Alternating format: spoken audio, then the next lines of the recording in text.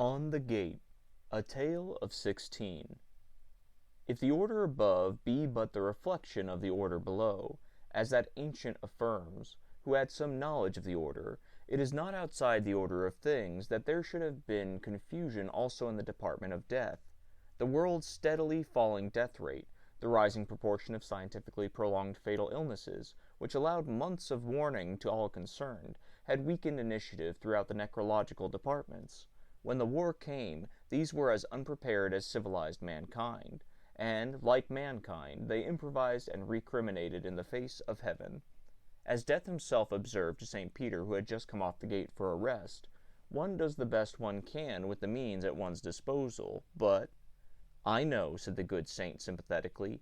"Even with what help I can muster, I'm on the gate 22 hours out of the 24.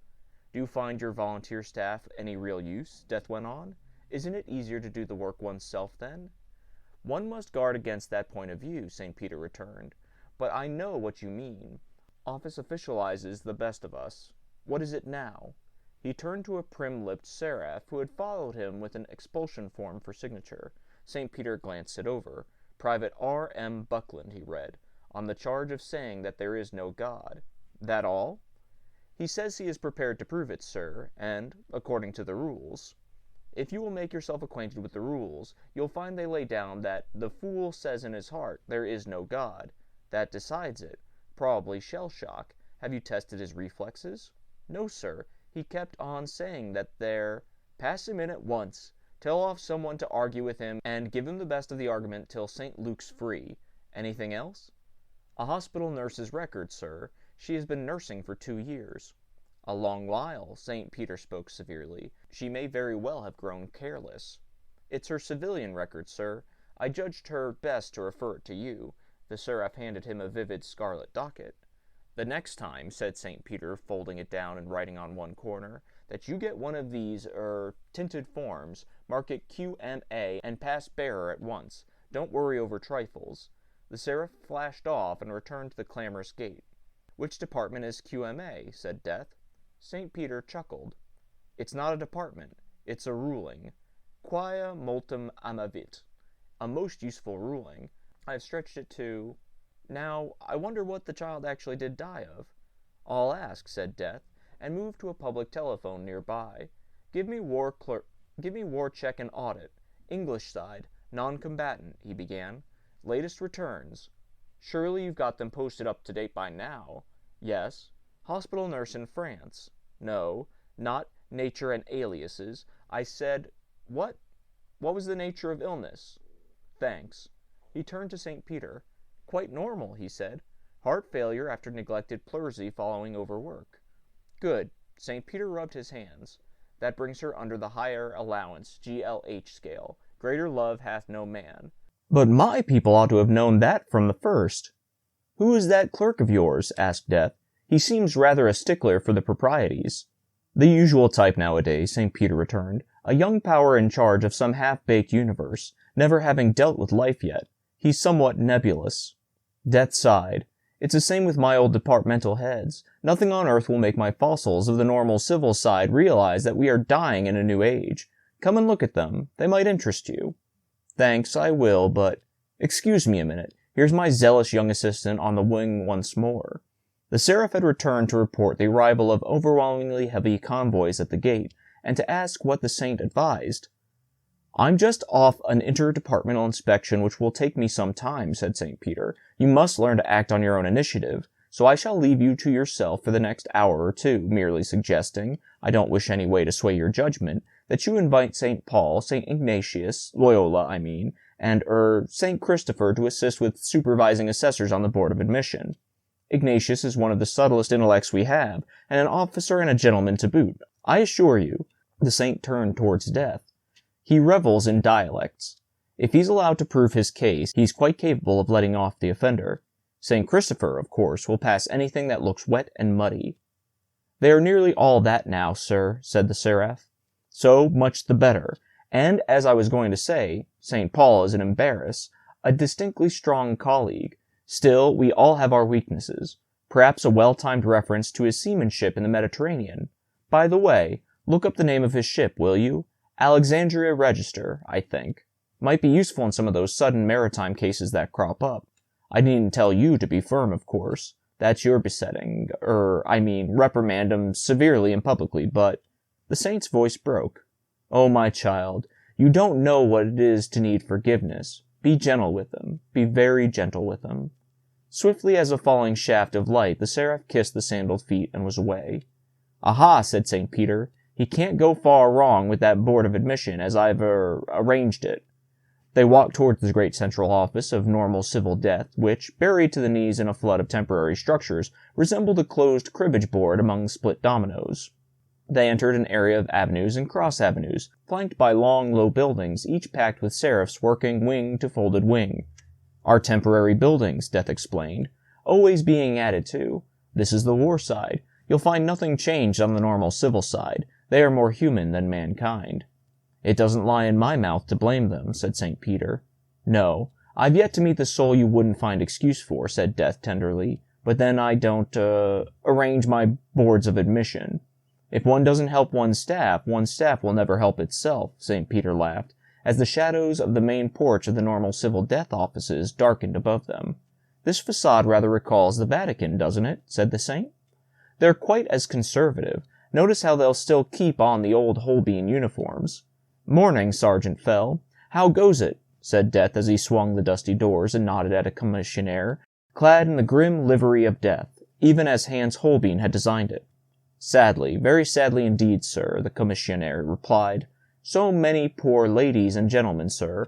Might as well have lived another few years going off, as you might say, in every direction with no time for the proper obsequies." "Too bad," said Death sympathetically. "Well, we're none of us as young as we were, Sergeant."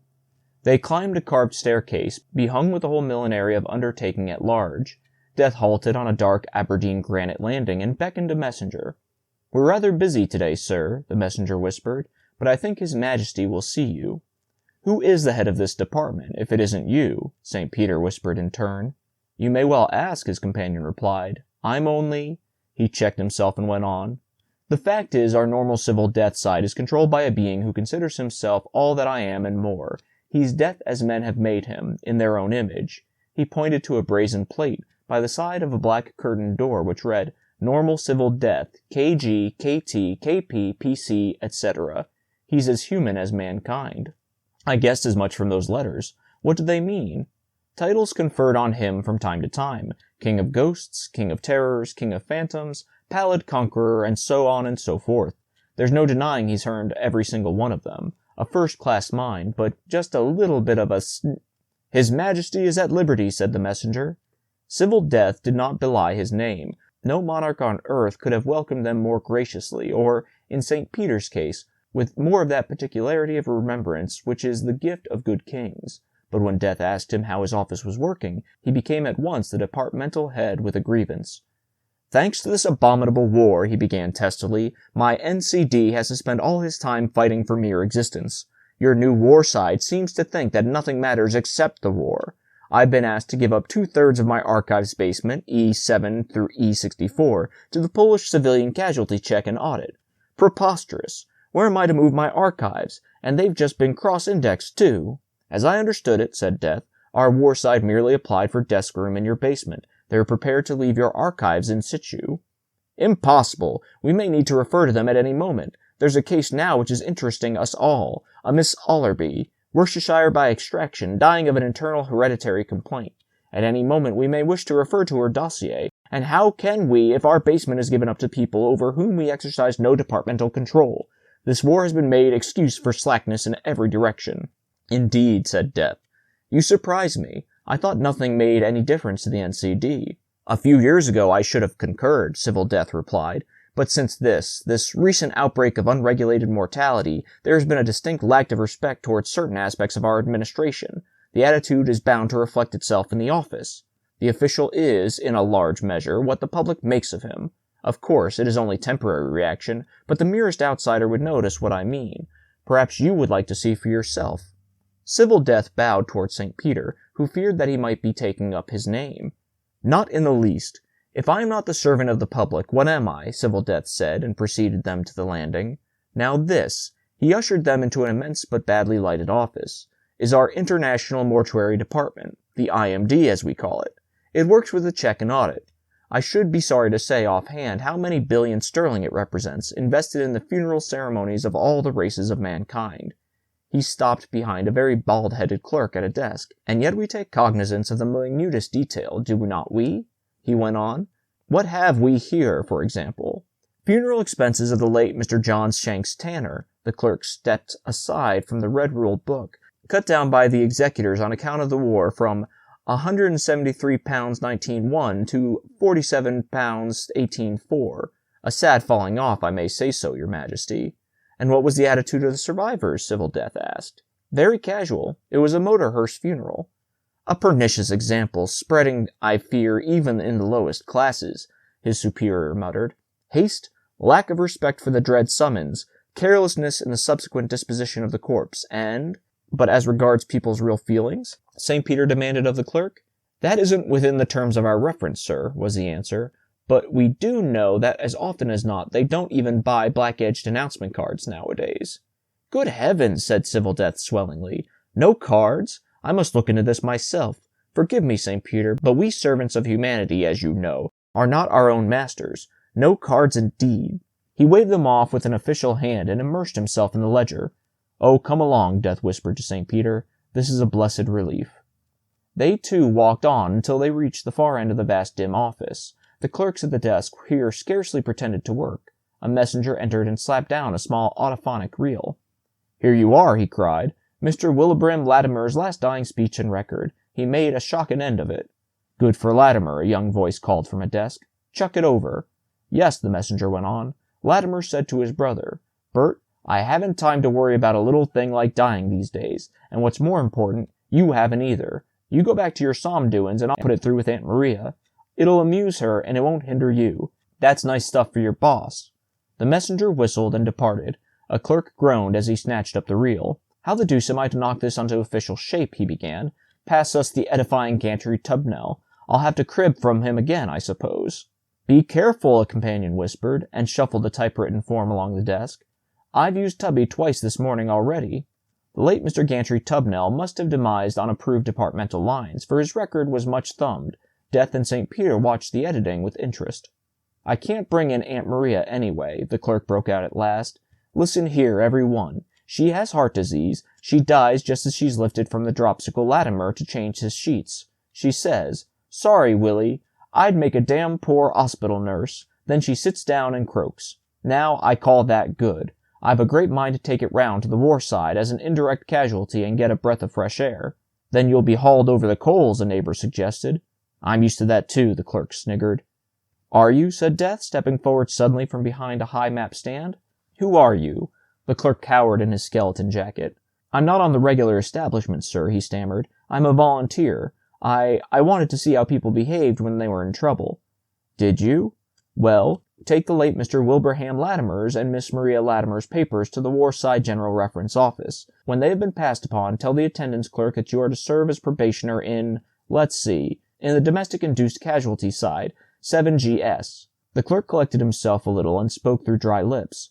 But I'm slipped in from the lower establishment, sir, he breathed.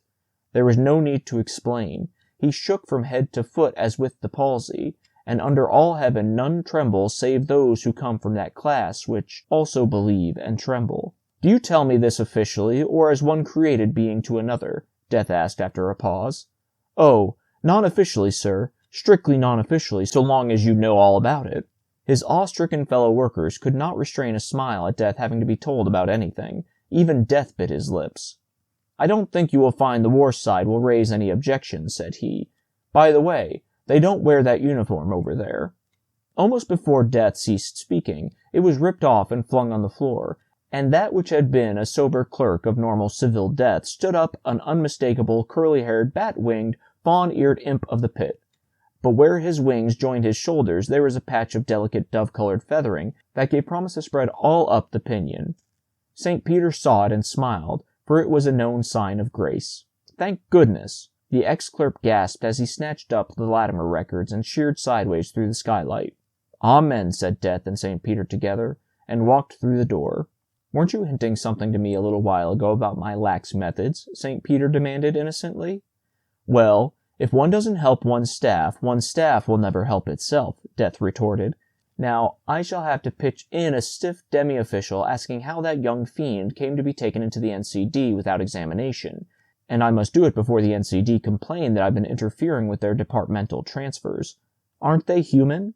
If you want to go back to the gates, I think our shortest way will be through here and across the war sheds." They came out of a side door into heaven's full light. A phalanx of shining ones swung across a great square, singing, "To whom who made the heavens abide, yet cease not from their motion, to him who drives the cleansing tide twice a day round ocean, let his name be magnified in all poor folks' devotion."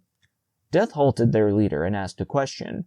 "We're volunteer aid-serving powers," the seraph explained, "reporting for duty in the domestic-induced casualty department, told off to help relatives where we can." The shift trooped on. Such an array of powers, honors, glories, toils, patiences, services, faiths, and loves as no man may conceive, even by favor of dreams. Death and St. Peter followed them into a DICD shed on the English side, where, for the moment, work had slackened. Suddenly a name flashed on the telephone indicator. "Mrs. Arthur Bedott, 317 Portsmouth Avenue, Brondesbury. Husband badly wounded, 1 child." Her special weakness was appended. A seraph on the raised dice that overlooked the volunteer aides waiting at the entrance nodded and crooked a finger. One of the new shift, a temporary acting glory, hurled himself from his place and vanished earthward. "You may take it," Death whispered to St. Peter. "There will be a sustaining epic built up round Private Bedott's wound for his wife, and baby Bedott to cling to. And here," they heard wings that flapped wearily, "here, I suspect, comes one of our failures." A seraph entered and dropped, panting, on a form. His plumage was ragged, his sword splintered to the hilt, and his face still worked with the passions of the world he had left, as his soiled vesture reeked of alcohol. "Defeat," he reported hoarsely when he had given in a woman's name. "Utter defeat. Look." He held up the stump of his sword. "I broke this on her gin bottle." "So, we try again," said the impassive chief seraph. Again he beckoned, and there stepped forward that very imp whom Death had transferred from the NCD. "Go you," said the seraph. "We must deal with the fool according to her folly. Have you pride enough?" There was no need to ask. The messenger's face glowed and his nostrils quivered with it. Scarcely pausing to salute, he poised and dived, and the papers on the desk spun beneath the draft of his furious vans. St. Peter nodded high approval. "I see," he said. "He'll work on her pride to steady her. By all means, if by all means as good as Paul used to say. Ought it to read by any manner of possible means? Excellent. It's difficult, though," a soft-eyed patience whispered. "I fail again and again. I'm only fit for an old maid's tea party." Once more the record flashed, a multiple urgent appeal on behalf of a few thousand men, worn out body and soul. The patience was detailed. "Oh me," she sighed, with a comic little shrug of despair, and took the void softly as a summer breeze at dawning. "But how does this come under the head of domestic casualties? Those men were in the trenches. I heard the mud squelch," said St. Peter. "Something wrong with the installation, as usual. Waves are always jamming here," the seraph replied. "So it seems," said St. Peter, as a wireless cut in with the muffled note of someone singing, sorely out of tune, to an accompaniment of desultory poppings. "Unless you can love as the angels love, with the breath of heaven be—" Twict! It broke off.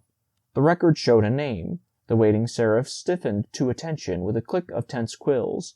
"As you were," said the chief seraph. "He's met her." "Who is she?" said St. Peter. "His mother.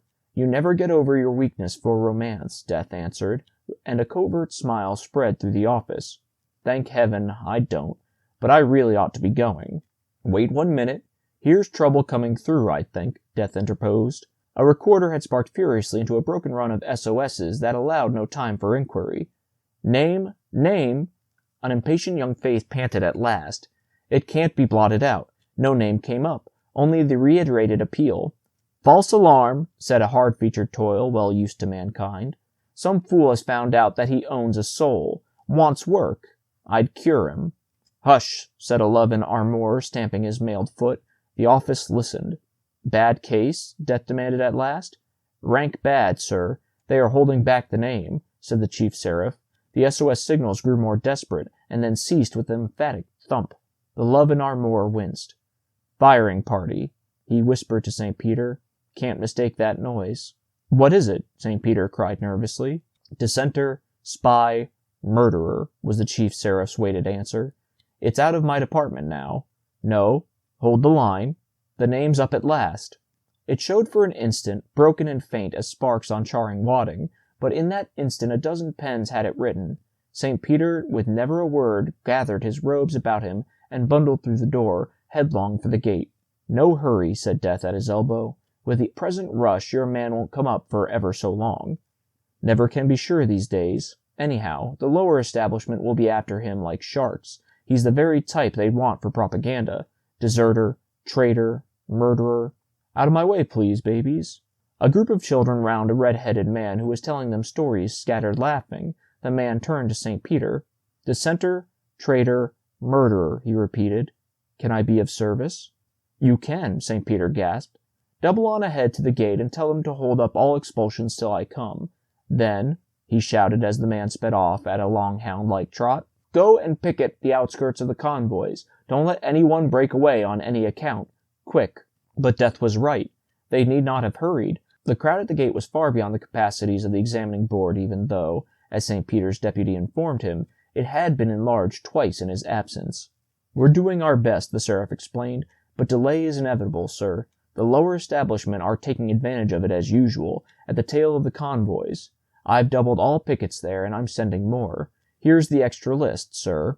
Ark J, Bradlaugh C, Bunyan J, Calvin J, Iscariot J, reported to me just now, as under your orders, and took him with him. Also Shakespeare W, and—" "Never mind the rest," said St. Peter. "I'm going there myself. Meantime, carry on with the passes. Don't fiddle over 'em, and give me a blank or two."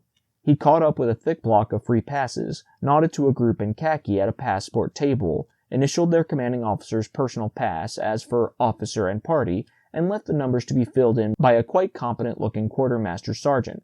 Then, Death beside him, he breasted his way out of the gate against the incoming multitude of all races, tongues, and creeds that stretched far across the plain. An old lady, firmly clutching a mottled-nosed, middle-aged major by the belt, pushed across a procession of keen-faced poilus and blocked his path, her captive held in that terrible mother grip no power has yet been able to unlock. "I've found him! I've got him! Pass him!" she ordered. St. Peter's jaw fell. Death politely looked elsewhere. "There are a few formalities," the saint began. "With Jerry in this state? Nonsense! How like a man! My boy never gave me a moment's anxiety in—" "Don't, dear, don't." The major looked almost as uncomfortable as St. Peter. "Well, nothing compared with what he would give me if he weren't passed." "Didn't I hear you singing just now?" Death asked, seeing that his companion needed a breathing space. "Of course you did," the mother intervened. "He sings beautifully, and that's another reason. You're bass, aren't you now, darling?" St. Peter glanced at the agonized major and hastily initialed him a pass. Without a word of thanks, the mother hauled him away. "Now, under what conceivable ruling do you justify that?" said Death.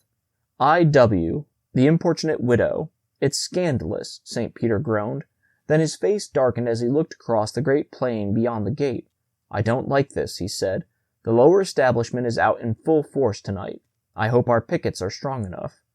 The crowd here had thinned to a disorderly queue flanked on both sides by a multitude of busy, discreet emissaries from the lower establishment who continually edged in to do business with them, only to be edged off again by a line of watchful pickets. Thanks to the khaki everywhere, the scene was not unlike that which one might have seen on Earth any evening of the old days outside the refreshment room by the arch at Victoria Station, when the army train started. St. Peter's appearance was greeted by the usual outburst of cock-crowing from the lower establishment. "Dirty work at the crossroads," said Death dryly. "I deserve it," St. Peter grunted, "but think what it must mean for Judas." He shouldered into the thick of the confusion where the pickets coaxed, threatened, implored, and in extreme cases bodily shoved the wearied men and women past the voluble and insinuating spirits who strove to draw them aside. A Shropshire yeoman had just accepted, together with a forged pass, the assurance of a genial number of the lower establishment that heaven lay round the corner and was being stealthily steered thither, when a large hand jerked him back, another took the runner into the chest, and someone thundered, "Get out, you crimp!" The situation was just vividly explained to the soldier in the language of the barrack room. "Don't blame me, governor," the man expostulated. I haven't seen a woman, let alone angels, for umpteen months. I'm from Joppa. Where are you from? Northampton, was the answer. Rein back and keep by me. What? You ain't ever Charlie B., that my dad used to tell me about? I thought you always said. I shall say a deal more soon. Your sergeant's talking to that woman in red. Fetch him in, quick.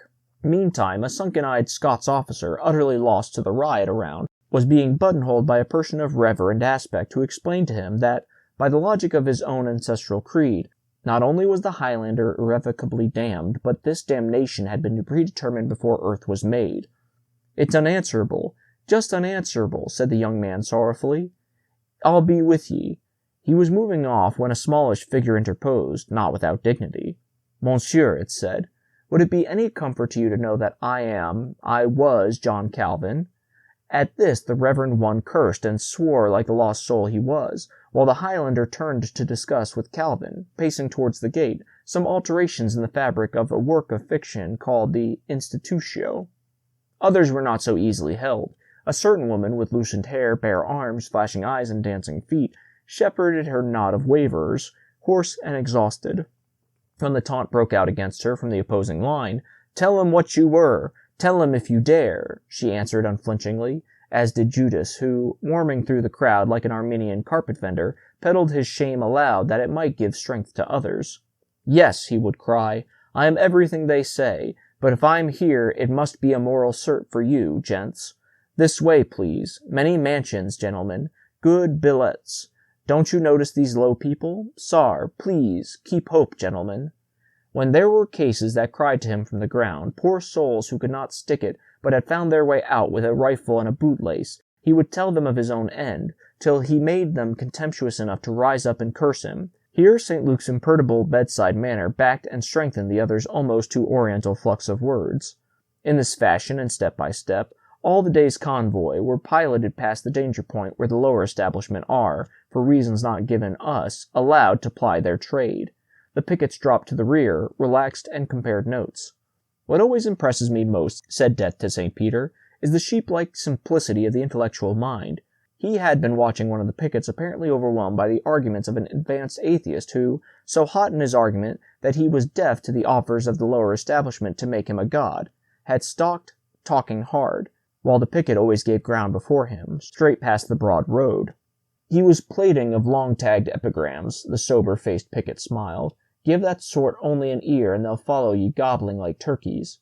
And John held his peace through all. A full, fresh voice broke in. "It may be so," says John. "Doubtless in your belief, it is so," says John. "Your words move me mightily," says John, and gorges his own beliefs like a pike going backwards. And that young fool, so busy spinning words, that he trips past hell mouth without seeing it. "Who's yonder, Joan?" "One of your English. Always late. Look." A young girl with short-cropped hair pointed with her sword across the plain towards a single faltering figure, which made at first as though to overtake the convoy, but then turned left towards the lower establishment, who were enthusiastically cheering him as a leader of enterprise. "That's my traitor," said St. Peter. "He has no business to report to the lower establishment before reporting to the convoy." The figure's pace slackened as he neared the applauding line. He looked over his shoulder once or twice, and then fairly turned tail and fled again toward the still convoy. "Nobody ever gave me credit for anything I did," he began, sobbing and gesticulating. "They were all against me from the first. I only wanted a little encouragement. It was a regular conspiracy, but I showed 'em what I could do. I showed 'em, and... He halted again. "Oh God, what are you going to do with me?" No one offered any suggestion. He ranged sideways like a doubtful dog, while across the plain the lower establishment murmured seductively. All eyes turned to St. Peter. At this moment the saint half said to himself, "I can't recall any precise ruling under which—" "My own case," the ever-ready Judas suggested. "No, that's making too much of it. And yet—" "Oh, hurry up and get it over," the man wailed, and told them all that he had done, ending with a cry that none had ever recognized his merits, neither his own narrow-minded people, his inefficient employers, nor the snobbish jumped-up officers of his battalion. "You see," St. Peter at the end, "it's sheer vanity. It isn't even as if we had a woman to fall back upon." "Yet there was a woman, or I'm mistaken," said the picket with a pleasing voice who had praised John. What? When?" St. Peter turned swiftly on the speaker. "Who was the woman?" "The wise woman of Tekoa," came the smooth answer. "I remember because that verse was the private heart of my plays, some of 'em." But the saint was not listening. "You have it," he cried. "Samuel 2:14. I think that I should have forgotten. For we must needs die, and we are water spilled on the ground which cannot be gathered up again. Neither doth God respect any person, yet hear you, listen to this." The man stepped forward and stood to attention. Someone took his cap as Judas and the picket John closed up beside him. "Yet doth he devise means, do you understand that? Devise means that his banished be not expelled from him. This covers your case. I don't know what the means will be. That's for you to find out. They'll tell you yonder." He nodded towards the now silent lower establishment as he scribbled on a pass. "Take this paper over to them and report for duty there. You'll have a thin time of it, but they won't keep you a day longer than I've put down. Escort." Does that mean there's any hope?" the man stammered. "Yes. I'll show you the way," Judas whispered. "I've lived there a very long time." "I'll bear you company apiece," said John on his left flank. "There'll be despair to deal with. Hard up, Mr. Little Soul." The three wheeled off, and the convoy watched them grow smaller and smaller across the plain. St. Peter smiled benignantly and rubbed his hands. "And now we're rested," said he. "I think we might make a push for billets this evening, gentlemen, eh?" The pickets fell in, guardians no longer, but friends and companions all down the line. There was a little burst of cheering, and the whole convoy strode away towards the not-so-distant gate. The saint and Death stayed behind to rest a while. It was a heavenly evening. They could hear the whistle of the low-fighting cherubium, clear and sharp, under the diviner note of some released seraph's wings, where, his errand accomplished, he plunged 3 or 4 stars deep into the cool baths of Hercules, the steady dynamo-like hum of the nearer planets on their axes, and, as the hush deepened, the surprised little sigh of some newborn sun a universe of universes away. But their minds were with the convoy that their eyes followed. Said St. Peter proudly at last, "If those people of mine had seen that fellow stripped of all hope in front of 'em, I doubt if they could have marched another yard tonight. Watch 'em stepping out, though. Aren't they human?" "To whom do you say it?" Death answered with something of a tired smile. "I'm more than human. I've got to die some time or other, but all other created beings, afterwards." "I know," said St. Peter softly, "and that is why I love you, O Azrael." For now they were alone, Death had, of course, returned to his true majestic shape, that only one of all created beings who is doomed to perish utterly, and knows it. "Well, that's that for me," Death concluded as he rose, and yet he glanced towards the empty plain where the lower establishment had withdrawn with their prisoner. "Yet doth he devise means."